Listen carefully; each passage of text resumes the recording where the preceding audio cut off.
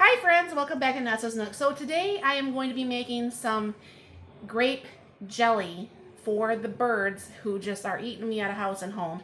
I'm almost out of grape jelly to give them. So I thought, okay, well this is a good time to break out that ball jam and jelly maker.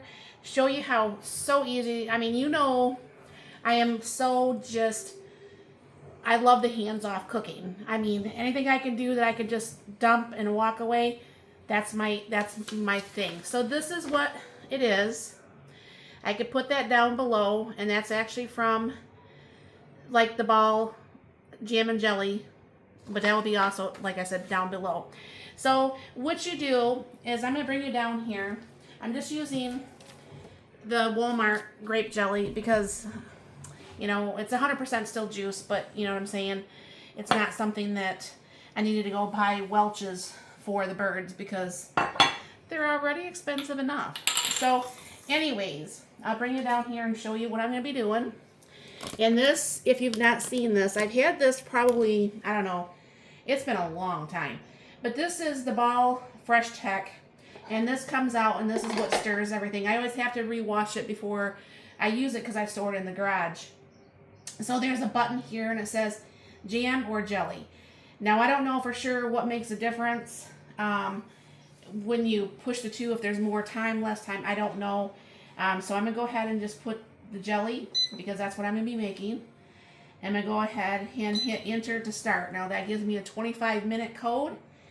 And oops, before I forget, I was going to try this a different way here. It asks for 4 tablespoons of powdered pectin. And I should stop this. And then that way it's not getting in the time there. Alright, and then I saw this on one of them online. They pre-put the pectin in the jam or in the juice before it went in there. Not that it wouldn't stir it up, but this way you know it's really, really stirred. Okay, we'll try this one more time. The jelly maker, enter, and go ahead and hit start. Alright, so what's going to happen is, get all the rest of that pectin out of there. We need that pectin to make that set up. Alright, so what's going to happen is, this is going to go, I'm not going to keep you up here for the whole time, but what's going to happen is you are going to, this is going to stir for probably a good couple minutes. I'll bring you back once it hits the beep sound, because that's usually about 2 minutes in, and then we're going to go ahead and put in the 3 cups of sugar. Alright, so this is at 21 minutes, so that went for 4 minutes spinning.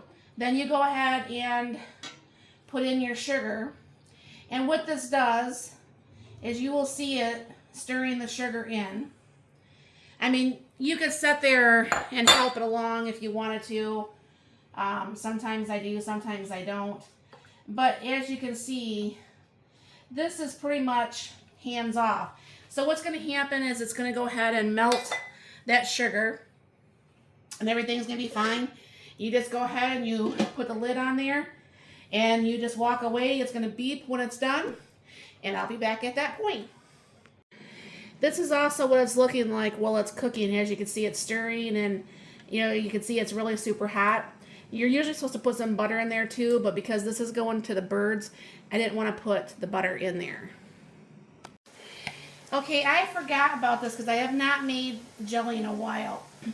I left the lid on too tight and it spilled over, so I lost quite a bit of jelly. But I did the refrigerator test, and you can see it's nice and thick and really yummy. So I let this cool down a little bit because this is not a warmed container.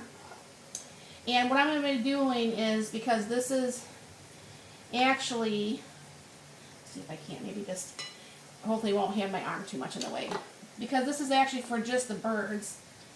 I am just going to go ahead and, that was a lot easier. Now obviously I have quite a big mess because, like I said, this did spill over.